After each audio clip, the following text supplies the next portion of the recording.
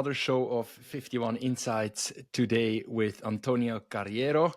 Antonio, welcome to the show. Thank you a lot for inviting me. Very excited for this show. Thanks for tuning in. I'm excited because Antonio has a wealth of experience when it comes to digital and technology and digital transformation in big enterprises and startups. You've worked in that field for the past 25 years.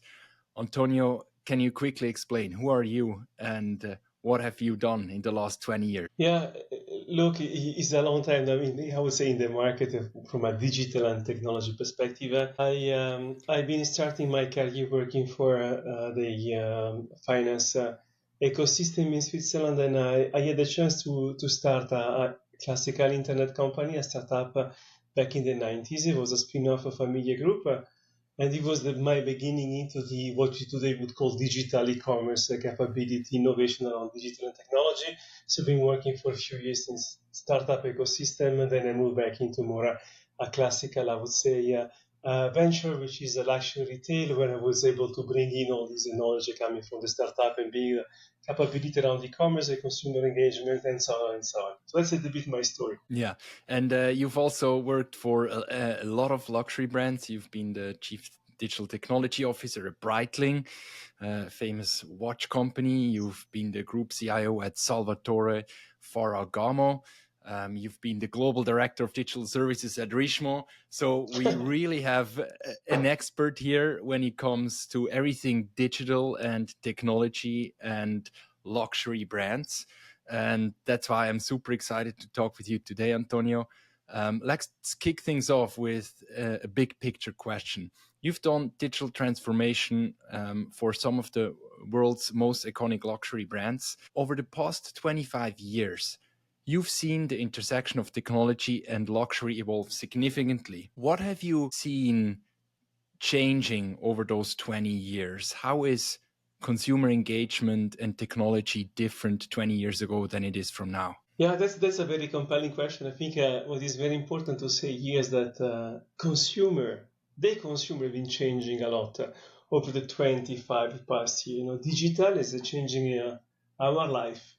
We as professional, but of course as our consumer, the way that you discover a brand, the way you engage with a brand, the way you buy from the brand, the way you share your experience of the brand with your network of friends and family and so on, totally change through digital. So somehow brands have been facing the transformation of the consumer. So the transformation of the brand is almost a natural consequence of this move out from the classical schema in the way you were discovering, out of home, magazine, print advertising, and then visiting the boutique for the first time, waiting a lot from the boutique to tell you what you are supposed to buy or not to buy.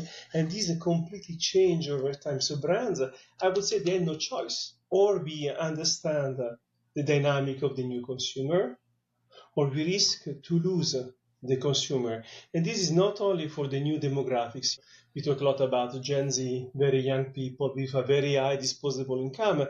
But even me, I'm look my year. I'm not a Gen Z person. But also my life completely changed for digital in the past 25 years. So the way I engage with brands totally changed. So this was, I would say, the most kind of waking up call for brands. We have to do something. We have to understand what is happening. We can probably still decide what you want to sell, but we cannot decide anymore how we are going to sell it, where we're going to sell it, and the way that we suppose, when we think the consumer will discover our brands and our product. This was really the major change. And I would say what is interesting in this is that, of course, it is not only about activating e-commerce, but really what does it mean for the value chain of the company? This change the consumer expectation. When you buy on Amazon a book for $10, you can pick the time of delivery. Imagine if you buy a watch for $10,000. So imagine what you expect as a consumer. So our brand, what the brand has to set up to make it happen, this is a complete transformation of the entire value chain. And you create new jobs, a new way of working, a total new organization. And that's extremely interesting from a brand perspective and also from a professional perspective when you're part of this journey. So that's very interesting already. So within that wealth of transformations for those brands, if you look at the modern consumer today and all those new technologies and innovations happening, where do you see the biggest opportunities? I would say the biggest one is, in our luxury ecosystem, the sales staff, the sales people in the boutique are still playing a critical role in the way you can engage with the consumer. Now, we realize the consumer is living a life that is digital and physical in the same time. So what has been, I would say, very interesting in terms of a real transformation is not only the activation of e-commerce, where you as a consumer, you interact yourself alone with the brand, but providing to the sales staff tools to engage in a digital way in the place where the consumer is, what we call augmenting the staff with digital capabilities, and bring the consumer to interact with the staff before the purchase, during, after, and create this incredible journey of continuous engagement. This has been probably the most interesting because it's really bringing this new capability into the classical part of the work. I would say the engagement, the story, and the world and the job. This has been for me one amazing ecosystem of new possibility, building new capabilities from a solution perspective. So that's one topic. The other one, when you go back or go up in the value chain, is about product ideation, thinking about new product. That's interesting how you can suddenly bring in much more information that you used to do in the past. The stimulus you get from outside in is much bigger. So you need a system and solution to be able to absorb and feed in a consistent way the entire creation ecosystem. So you really apply those capabilities following the value chain is where you can really bring at I would say, at scale the change. And then, of course, think about marketing activation. Today, the capability in terms of marketing activation are not the same like 20 years ago if you have to reposition a brand. So 20 years ago, you had once a month, the possibility to display something on a magazine. My God, it takes ages to underline that you're doing something else. Now with digital capability, it's almost immediate. You can hammer your message and bring to a different level, this level of transformation. So all these speed, personalization, all these capabilities are kind of normal. But really what I found extremely interesting is when you get into the old business, with those new capability and you bring it a level of elevation of the classical job in a luxury brand with digital capabilities where you really can move the needle big time. Yeah, and I think something you just mentioned, which is really interesting, is that you saw the emergence of those super platforms, whether it's social media or gaming platforms like Roblox, where you have hundreds of millions of users that you can tap into as a brand and just reach a much bigger audience in a much shorter time than 20 years ago. Yeah, absolutely. Today, I think, as a brand, we have the responsibility to bring what we are where the consumer is or where the new consumer is. So, and this in 25 years move in an incredible way, Mm-hmm. So if you still want to be relevant, we have to find a way to be visible where our audiences are. Audiences are becoming younger. They don't make any more the difference between what is physical and digital. For them, everything is a kind of a unique life. So we have to find a way that is still in line with the brand values in those places. But of course, for brand, it's not super easy because, you are still convinced as a luxury brand very often that what we say is is the law. We are capable to define what is black and what is blue today. In reality, we have to bring this level of messages in a place where the consumer is deciding or she is deciding a big time. So this transformation is very important. Look, if you think about a social network as an example, where consumers they speak about the brand. Luxury brand, they were not, I would say, foreseeing this kind of change. In the very beginning, we speak about our own brand. We give the message, we decide the tone of voice. Today, I would say 25 years after digital or internet has been started, the message that the brand is providing is equal to the message that the consumer is providing about the brand. So you get in a more equal relationship than before was the brand first and then the consumer has to somehow absorb the message. Now, if you get even in a more broader and wider place, where consumer exchange real time with a lot of intensity about everything, and from time to time you have a message about the brand.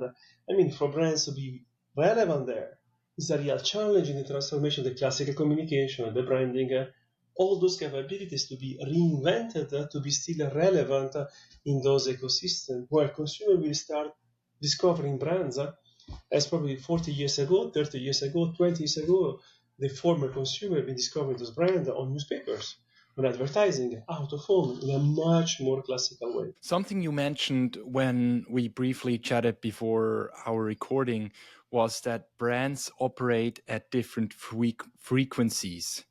Can you expand on that a bit? What does that mean and how does it fit into innovation and brand engagement? Look, the more you go up in the price, somehow, the more you go down in the frequency of purchase. Of course, it would be amazing if every or each consumer would buy a watch every week, but we know it's not the case. So you have a very low frequency of purchase when it's about high value items. And it's very different when you have a more, let's say, affordable value items. So you have an increased frequency of purchase. So for me, this is somehow representing the kind of data you can have about the consumer. So with high frequency to value, you have more data.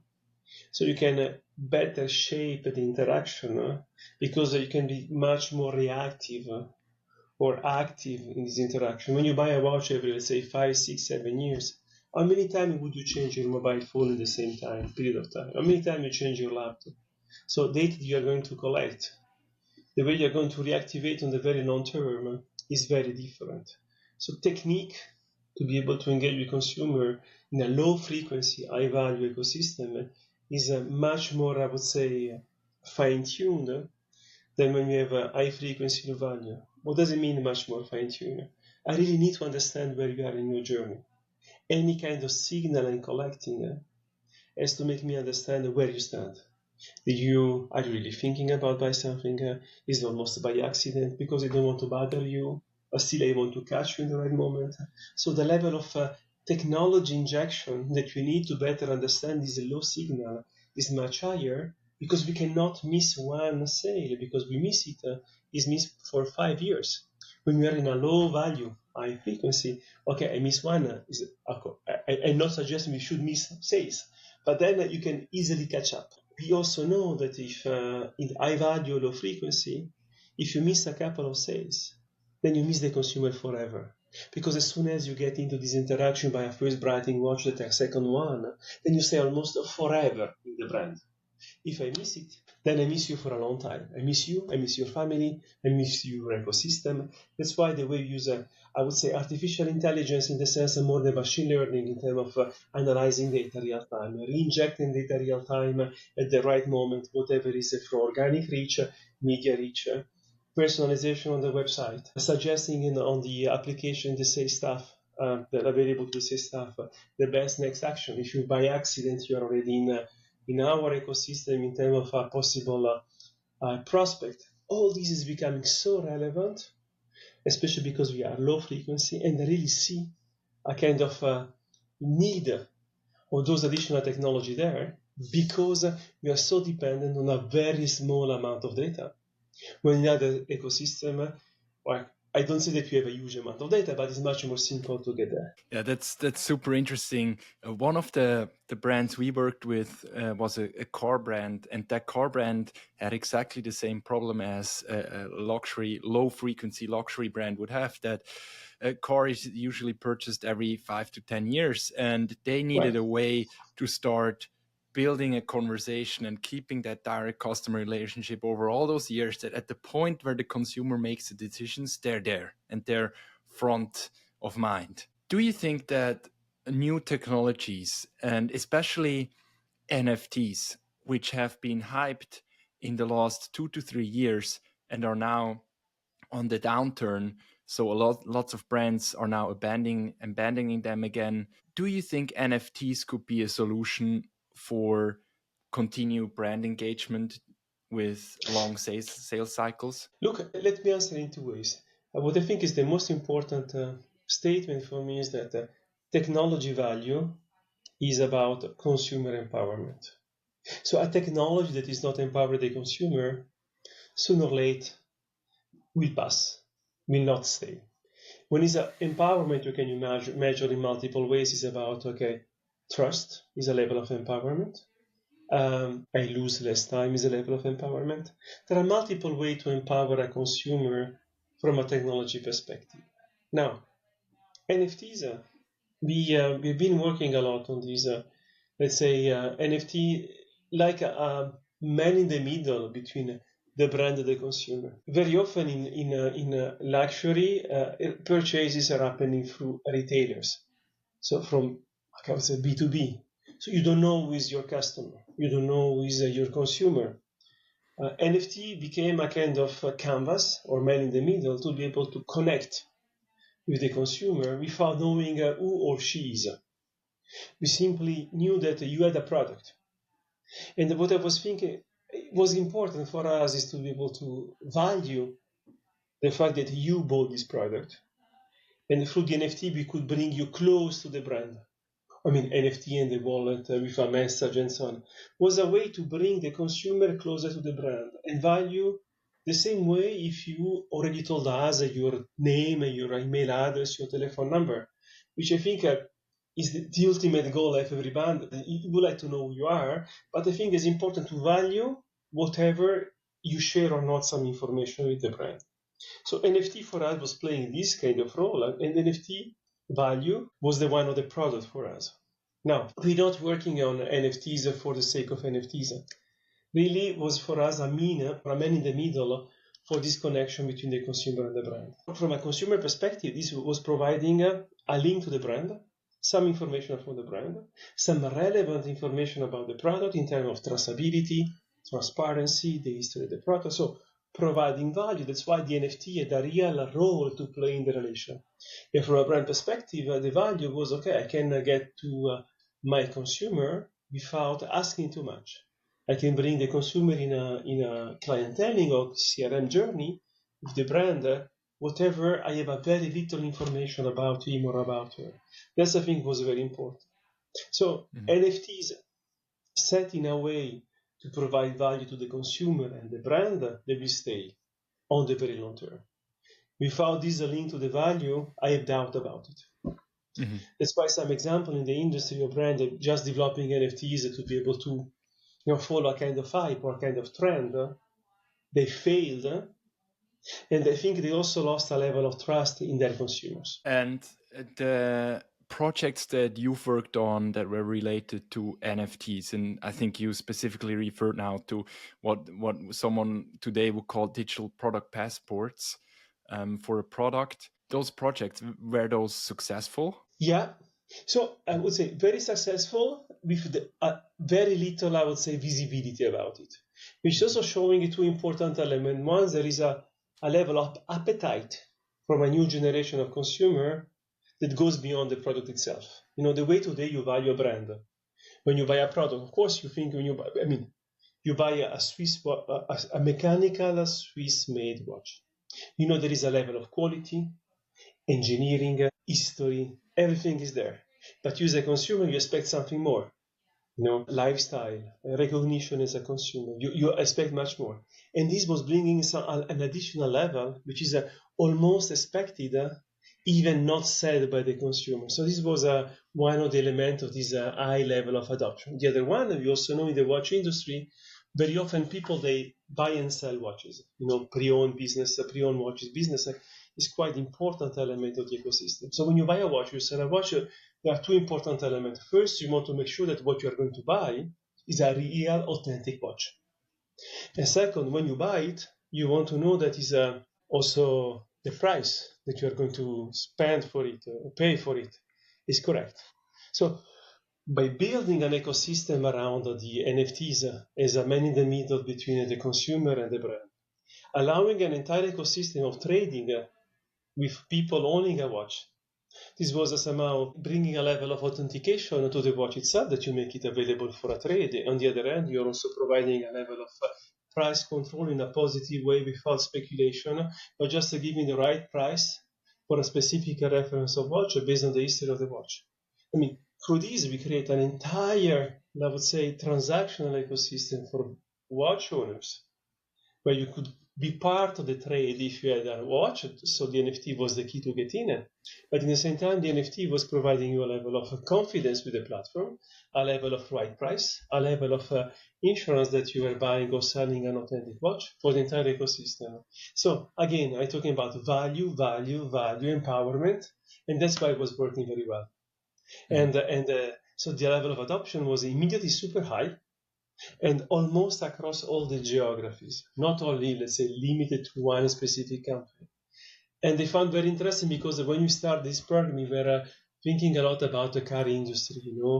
It's very normal to buy a pre-owned car, and very often you have this level of validation from okay from this brand, okay, so that you know that the car is okay, everything is done, and so on and so on.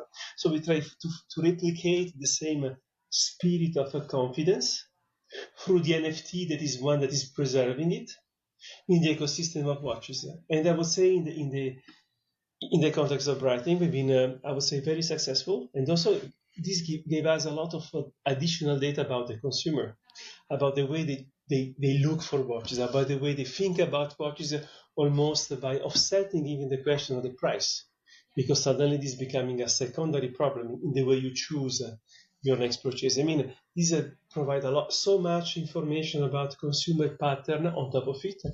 And for example, just using this to be able to improve your media targeting because you were better in redefining your audiences was already an incredible advance for the brand. So what you're basically saying is that you, by putting those watches or linking those watches to an NFT, which was linked to a wallet that your client opened, and your client then owned the NFT in their wallet, and then you could access data on secondary trading of those watches. You could access data on sales prices on the secondary market.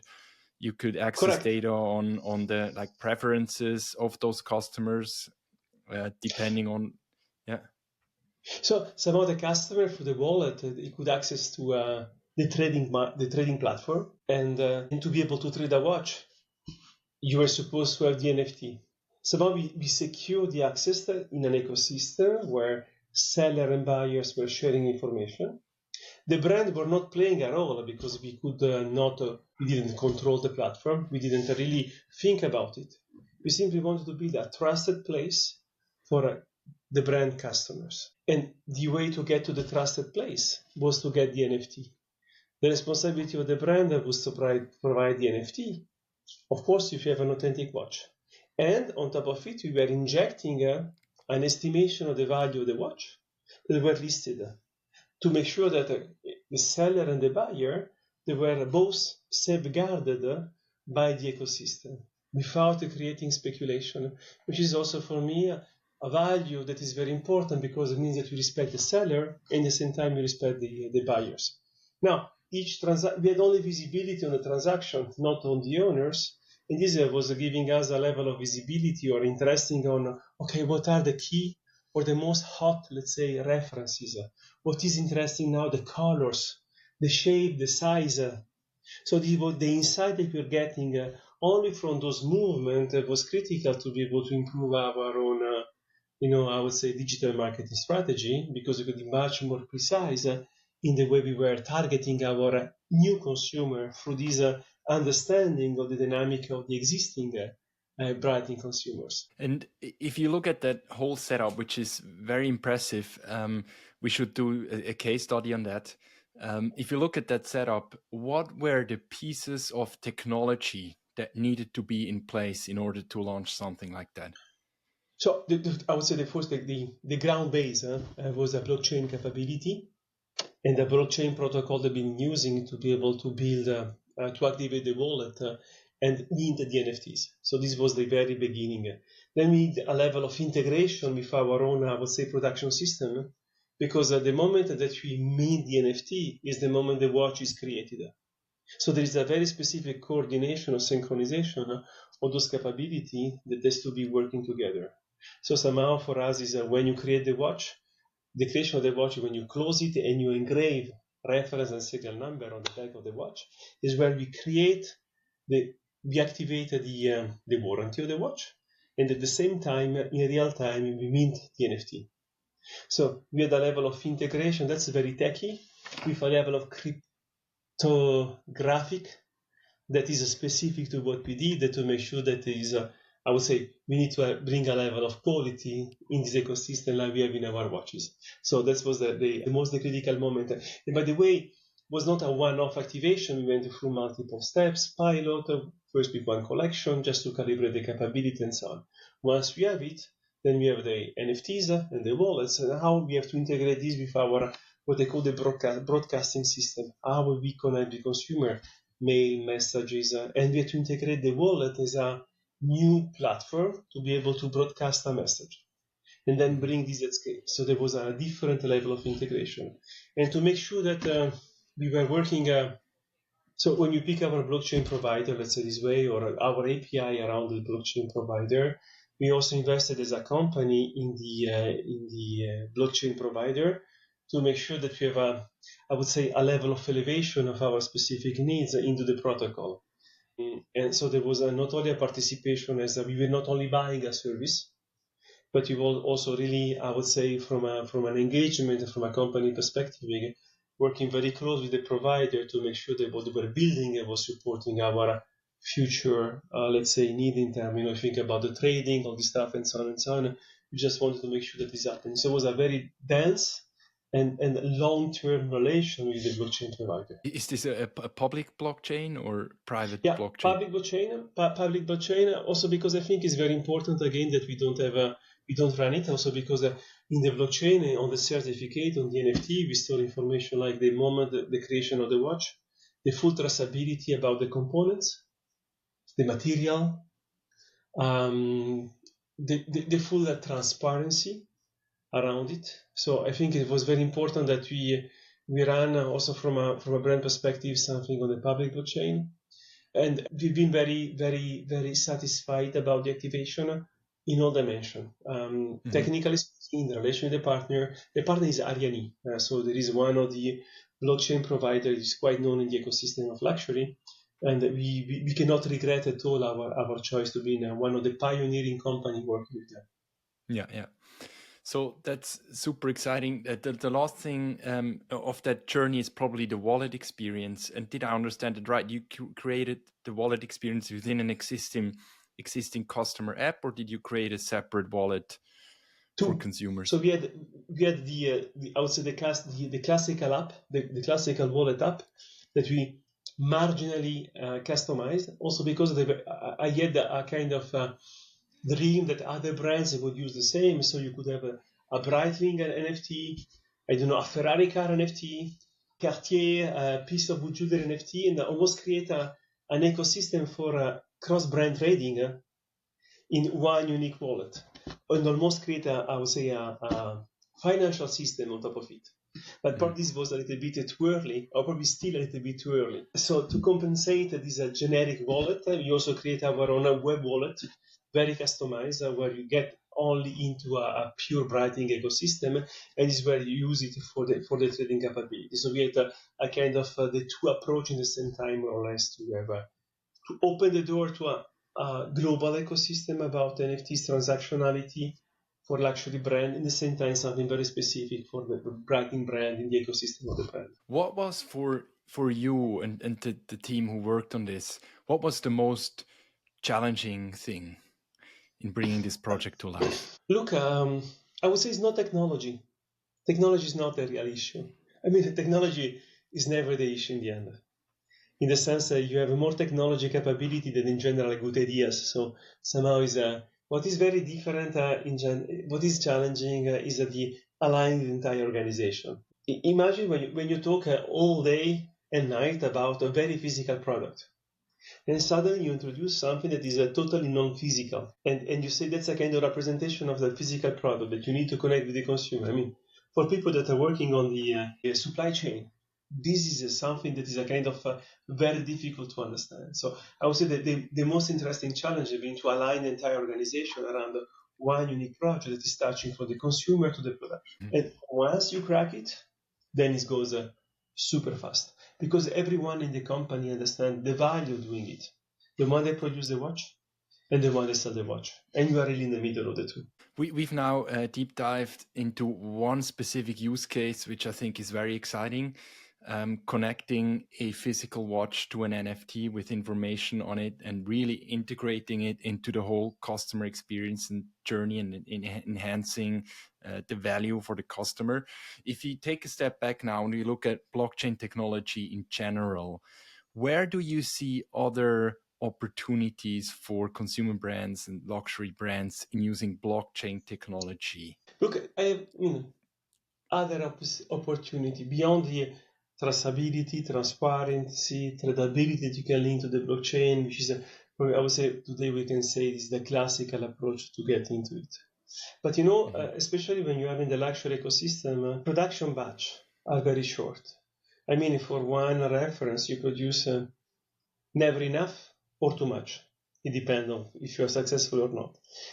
So if you have, 200-300 watches of one specific model, and you have 2,000 point of sales in the world, how you choose the allocation, or how do you promote the right consumer to be able to access to the product? So the entire mechanics of elevating the engagement first with the representation of the watch through an NFT, to be able then to access the watch, the physical one. So you can really change the way you sell the product by selling first the NFT, especially in a very limited edition. You create a kind of new, totally different approach when the consumer first, a very specific consumer, is winning over the distribution itself. And I think those are interesting elements to develop. Another ecosystem that is still supported by the blockchain globally and the NFT ecosystem. When you have ambassadors and you want to share experiences with your consumers, probably you have to start thinking about sharing these across the digital and physical, not only on the physical side. How can you bring this level of experience by translating a possible physical interaction into a digital interaction or a non-physical interaction, whatever is the place, where then the NFT, which is the representation of the blockchain ownership of a product, is becoming the way to get in. Those also for me new ways of thinking about how we could use globally at scale blockchain capabilities and any kind of derivative of it in the engagement between the brand and the consumer itself. And the last one is, again, I was saying, we can still think about building an entire economy. Blockchain and NFTs representing the product. You have a value that is mirroring the one of the physical product. You can even think about building an entire financial ecosystem where you use the NFT as a proxy to be able to provide a credit over the NFT value that is projecting the one of the physical product itself. But then you enter in a totally different economic, which is not anymore linked to the world of the luxury brand, but is more a new financial way of thinking about the valorization of a physical product through digital capabilities. I want to move on from blockchain and touch on another emerging exciting tech, which is AI. And you mentioned AI quickly before the call as well. And you told me that you've done some exciting things in AI and e-commerce. I want to touch on that a little bit. Can you explain how did you apply AI and what were the specific exciting use cases that you see there? Look, again, like I did in the past with other technology, what I think is also interesting is when you map out the value chain of the company from the product creation to the consumer engagement, and to try to understand, okay, what is still missing, what I can do better, where I can accelerate, where I can bring top line, where I can improve the efficiency from a company operation. So that's the way I try to think about it. And then for each one of the link, there's possibly a solution. So for example, I've been working in using artificial intelligence, not generative, the standard, I don't know if you can say the standard one, but more artificial intelligence to be able to improve the capability in terms of replenishment. When you have many boutiques, so you have to better understand the SKU productivity. So what is critical for you to have the right product at the right place, not too much, always enough, on the right sizes, and then you have to replenish almost real time a network that is very large. So when you apply manual way of thinking, or I would say the classical one, you get lost. Volumes you cannot control anymore, which is very linked to the way you forecast in terms of your demand and so on and so on. So I've been working a lot in terms of data processing with some very specific algorithm to be able to totally automate and improve the quality of our replenishment. So we went through multiple pilots, selecting some tools, changing the tools, and improving over time. And this has been working very well. So this is very upstream in the value chain. In the same time, for example, when it's about a personalization of the engagement, we've been working a lot on tagging product, tagging consumer, trying to understand, okay, do we have a cluster in terms of patterns in behavior, so the way they buy? Some consumer buy some product. The reason, try to analyze it. So we get into a hyper-personalization in terms of engagement to make sure that you get only the right proposal at the right time, the right tone of voice, the right content, the right media to get the proposal in terms of personalization online. And again, this is almost invisible for the consumer, but it's very scientific in the way we do it. And again, the more you go down in the frequency and in the value, so one sales make the difference. So the more you are precise, the more you are successful. And then the last one is we've been working a lot in terms of then using generative AI in content recreation. If you think about the Google shopping, when you search for whatever, you see on the top of your Google landing page, all the pictures and description. Some products will never be visible, there are a lot of competition and so on. People that click there, they want to buy. So we've been working and reworking a lot this Google feed to make sure that we have the best content for the platform or the best content for the consumer. And then we've been cleaning, I would say, the content that the brand is producing through generative AI. And we had amazing results there. For example, we had a recent pilot for the UK market. I left Breitling almost 6 months ago. Now I'm working as a consultant, working for some sports and apparel brand. And we did an incredible pilot where we've been cleaning the content. Cleaning is a way to say it. So reworking the content real time with Gen AI to display in a different way, where suddenly with this approach we are able to improve the click-through by 80%. Wow. And then the return on ad spending by 300%. So of course we're spending more in media because more click, but those clicks were overqualified because our return on spending was 3 times better than the average. So again, this is a very smart way, I would say, of using a Gen AI by proposing the content that speaks a lot to the consumer. And again, if I go back what I was saying in the beginning, it's always a matter of empowering you. If I tell you, I speak to you the way you understand me as a brand, is a way that I'm getting very close to you, then the likelihood they're going to buy is getting up. So again, applying artificial intelligence capability and machine learning, depending on the different technologies, on the value chain, from the supply chain to the consumer personalization to the high personalization of content for the Google ad stream. That's what I've been doing. And again, what I see that is super powerful is where you don't have only one pilot, that is tackling something like an island, but you really have multiple pilots in parallel, and you try to tackle the entire value chain. Is where you really see the importance of it and how you can move the needle very fast. That's super exciting, especially the third use case you said. Those numbers are extremely visible, impressive. Yes, yeah. And I heard from some companies who started doing that successfully, exactly how you described it, but they professionalized the whole setup. For your second use case concerning personalization with additional data, do you get that data also from blockchain based assets and on-chain data, or did you refer now to more general customer data that you feed the AI with? It's more about general data, but of course, if I know that you have a wallet So I have, for example, more information about your interaction with the wallet. Any kind of data we can connect to you, and we can process we are using the k-means algorithm. So any kind of data can inject, data can process, is helping us to have a better discriminant in terms of separation of clusters. This is giving me, again, more information about how I should connect to you. So any kind of data point you can get in a GDPR compliant way is making a lot of difference, because you can be much more precise in the way you define those clusters and the way you're going to connect to the consumers. Yeah, so Antonio, when I listen to you, I see a wealth of opportunities out there for brands, and there's so much happening in those different verticals. If you had to talk to a CEO of one of the bigger consumer brands, or even a smaller consumer brands who's considering going into those verticals, what would you tell them? What should they focus on? What would you go for at the moment? So first I will tell them, if you want to win against the competition, you have to experiment much more than everybody else all the time.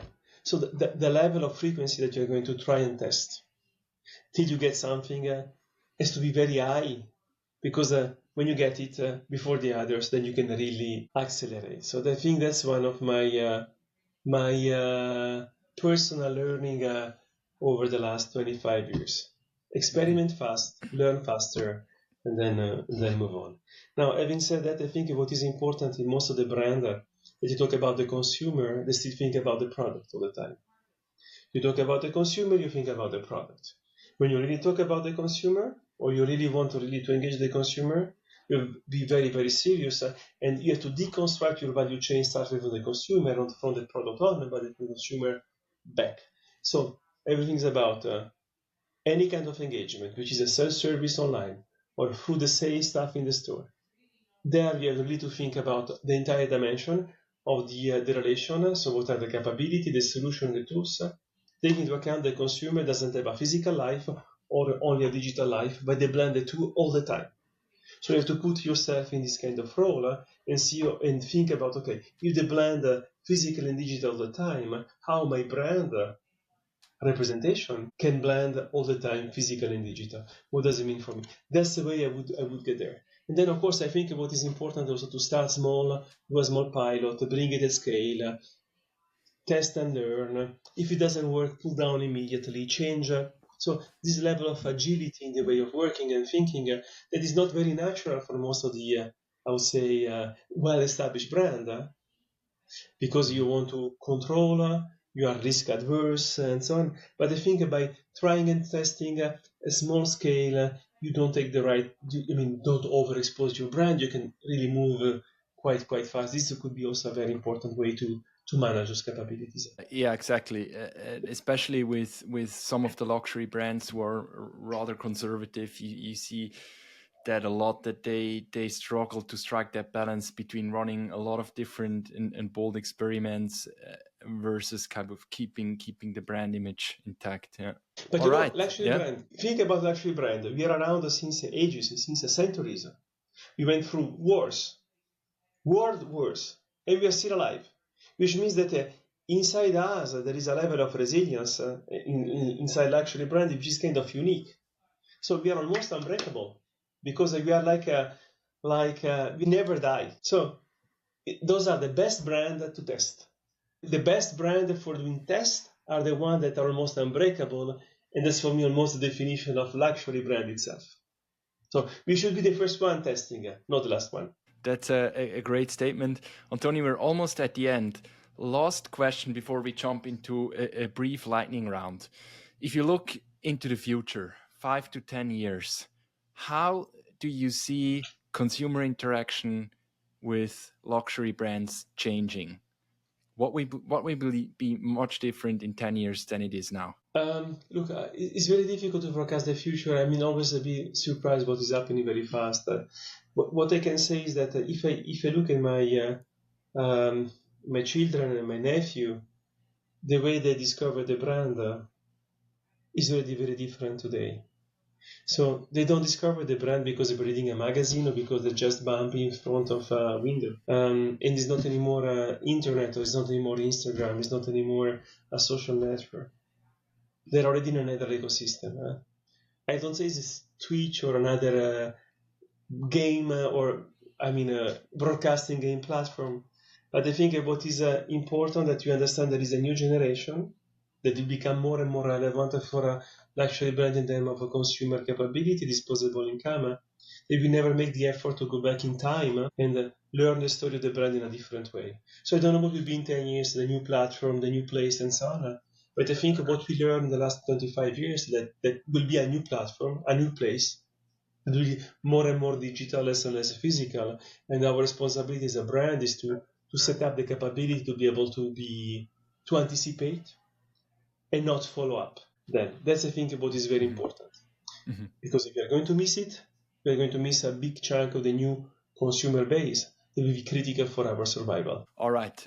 Antonio, thanks for that conversation. That has been extremely interesting.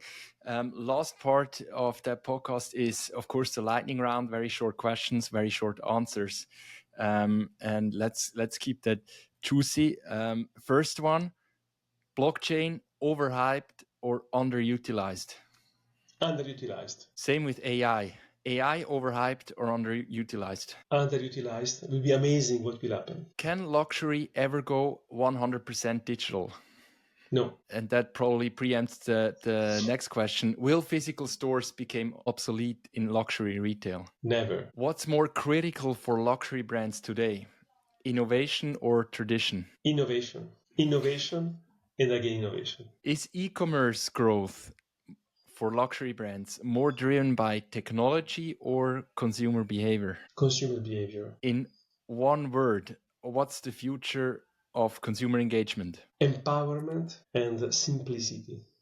Okay. That's a great ending, Antonio. It was a pleasure to have you on the show. Pleasure for me. Thanks a lot for coming. If you like this, please share, please subscribe. That helps us to keep the show going. Antonio, where can people find out more about you? LinkedIn.com/antcar. You can find all my latest news. Everything is available there. Okay. All right. Thanks, Antonio Carriero, for coming to the show. Talk soon and all the best. It was a pleasure. Thank you a lot for inviting me. See you soon. Bye-bye.